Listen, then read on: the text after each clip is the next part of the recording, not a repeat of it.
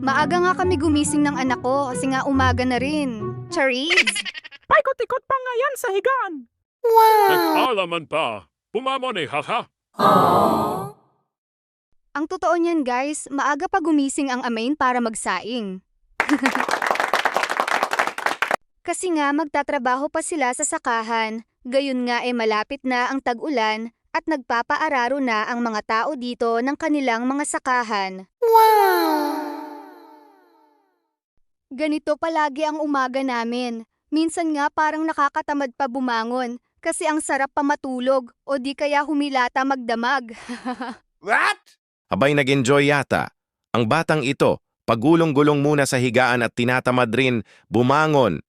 Siyempre kanimo pa ba magmamana? Edit sa inahan. Nagbubunot nga ako ng mga damo dito kanina sa harap ng bahay. Ngunit hindi matapos-tapos. Bakit nga ba hindi matapos-tapos? Kasi nga may batang makulit at yakin, baka mga 10 years pa at saka ko na balikan tong mga gawain ko.